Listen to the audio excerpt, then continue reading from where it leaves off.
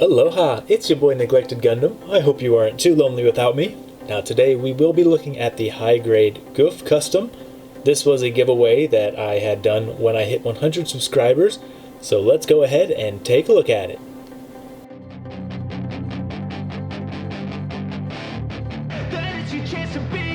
Hey kid, don't ever let them get inside your head. They'll tell you what to do in life instead of everything you know that you could get. Don't let them guide your life towards regret. Now I went ahead and gave away a Gouf custom. Let's go ahead and see how I made it. I hope you're ready. Alright, let's see what's in the box. I know if you guys already watched the unboxing, you'd already know what's in the box. This is the one that I did the unboxing for, and this is the one that I'm giving away. I have one that's already made, and I have another one that I am going to make alongside this one. However, this one is the one that I am giving away.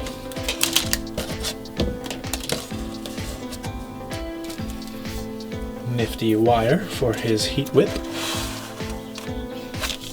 Let's go ahead and put that up there for now. Awesome. Here we go. I am ready. Time to build. I'll show you what I build with. Hey yo!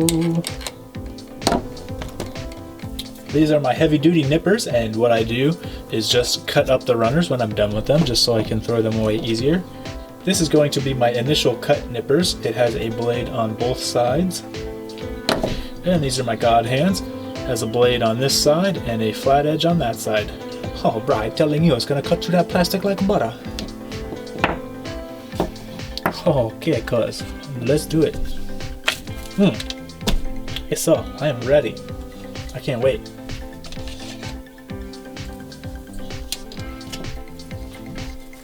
A12. First cut.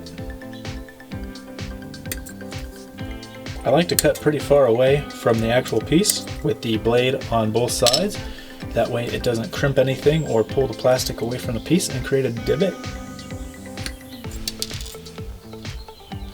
PC4, I'll show you the little trick I use when I do the PC runner. I just use God hands right away.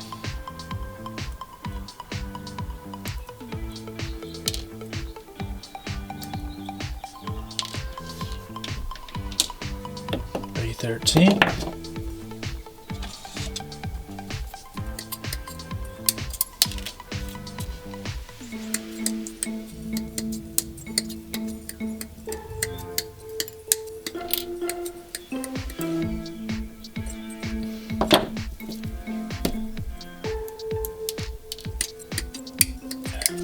Okay, I believe this is the entire chest and everything there.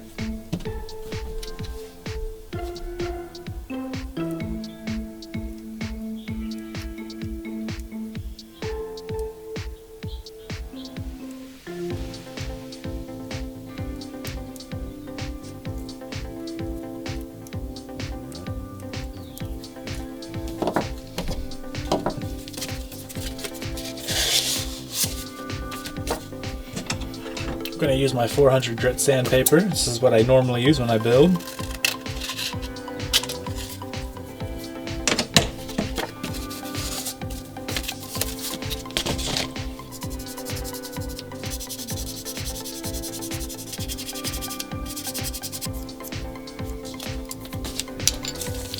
That was 400 grit. Let me get some 600 and make it a little smoother.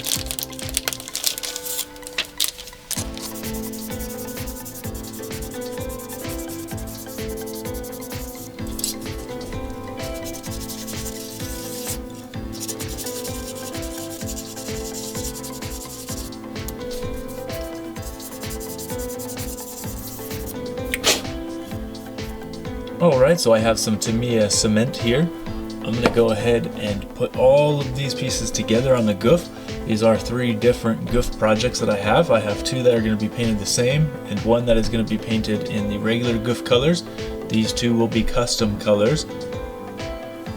And so what I'm going to do is just take the cement and put everything together, because these do have seam lines, and however these are the shoulder parts, and they will be covered up by the pauldrons.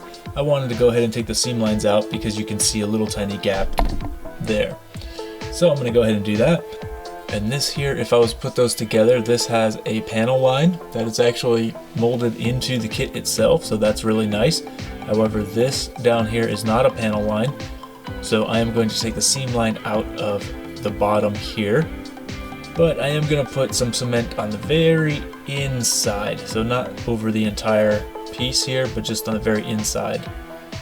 Just so you can't see through it, because when I did have these legs together, this model was completely put together. I could see a gap in there where the panel line is, so I'm going to take that out and I'm just going to put the cement there in that spot. So let's get started.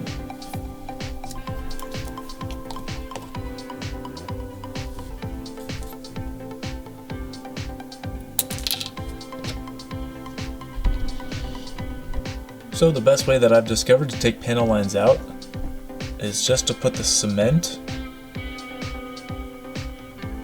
on every piece that's going to come together and just have it come off the surface just a little bit. And be very careful not to get the cement on your fingers and then put your fingers on the kit, because the cement itself will melt the kit.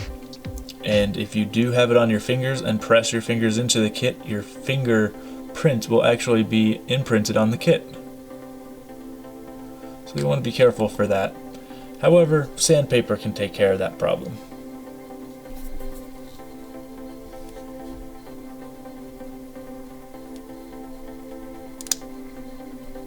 You press the pieces together firmly.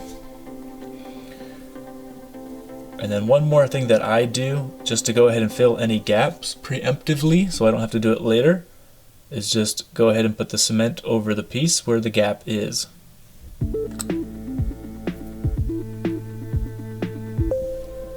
Because it kind of sucks when you have to spend time for this to dry and then you went and sanded your piece and then you find that there's a gap in that seam line. It kind of sucks.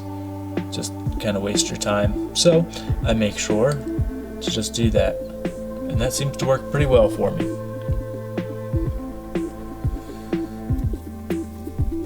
I'm going to do the same thing to where I make this raised bump here, cement, and then I'm going to do this one a little differently and just on the inside if I can. There we go. And then for this one, I'm just going to put that raised edge here, just there.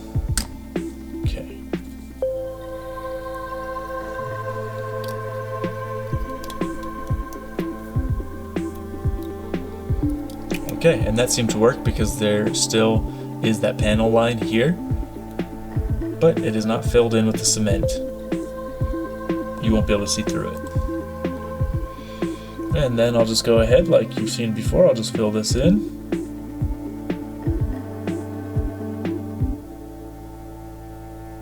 So there is a panel line here that goes horizontally. So I'll have to go ahead and rescribe that one when I take this seam line out. Give it a good press and set it to the side.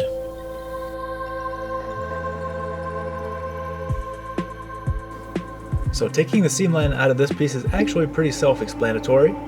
Just go ahead and sand down that seam line and then put those panel lines back in and to scribe those panel lines back in.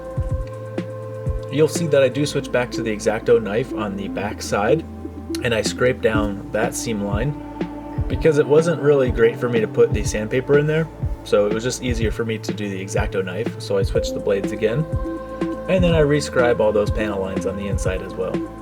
And that's mainly just for practice and keeping up my technique.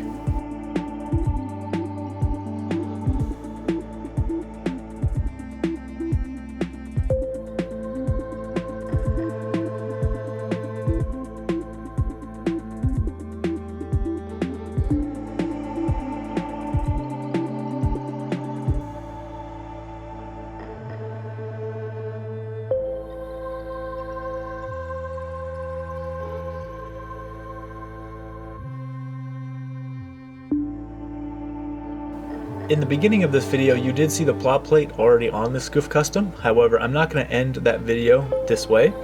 So that'll actually be the work in progress 2, where you will see all the plot plate put on this guy. That video will be coming out shortly.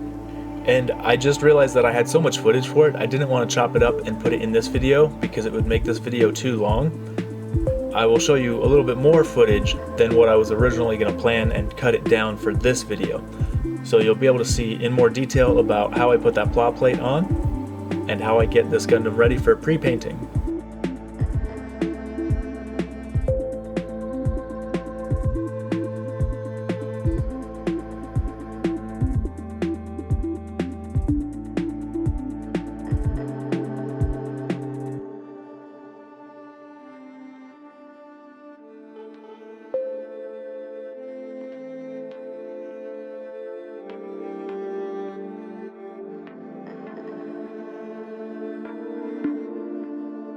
So I wanted to go ahead and keep this video short and sweet today.